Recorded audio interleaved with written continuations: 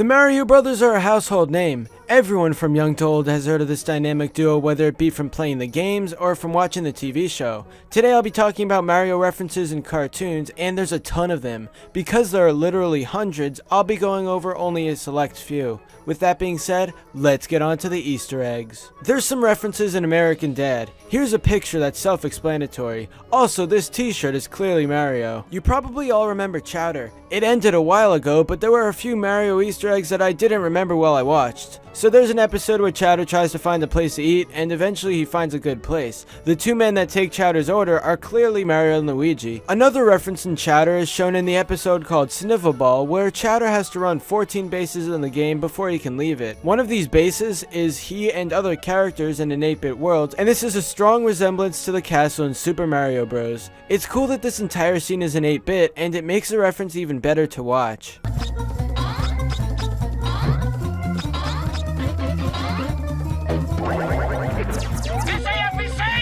Class of 3000 had a Mario reference that you might know. There's a part where a gorilla escapes from the class, then goes on top of a construction site. Then we see this scene where a character tries to avoid the barrels and climb up ladders, exactly like the video game that started it all. There's a scene in Dexter's Laboratory where college students are playing Mario Kart 64. They say various things in the game about the power-ups, including lightning and the leader shell. I wasn't expecting there to be a Mario reference in El Tigre, but it's pretty cool when you look back on it.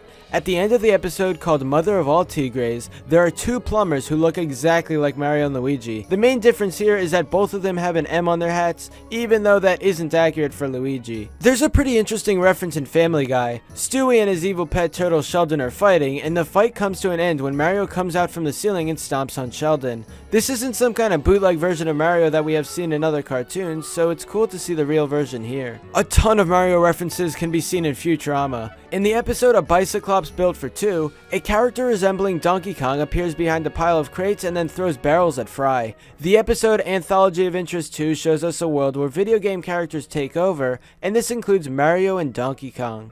Mamma mia! La crudele polpetta della guerra ci è arrivata in grembo rovinando le nostre braghe bianche della pace.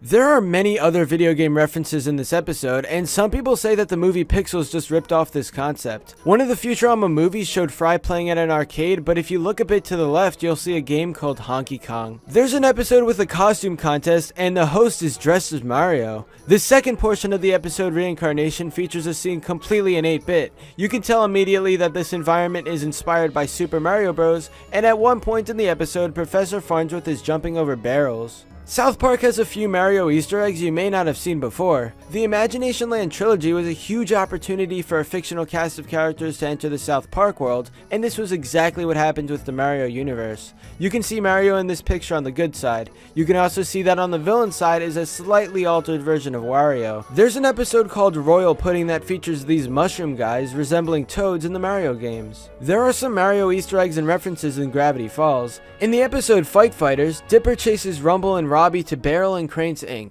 You can tell exactly how it goes from there. And let's not forget, in the end credits of the episode, the Gravity Falls characters appear in a pixelated start screen. Mabel's catchphrase if you click on her is, "It's a me, a Mabel." Also, there's a bunch of letters during the end credits that translate to, "Sorry Dipper, but your Wendy is in another castle."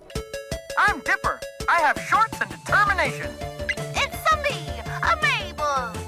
I'm slower, but I jump higher. Pick me or whatever. Yo, yo, yo, yo, yo, yo, yo. Oh, alas, 'twas not but a dream.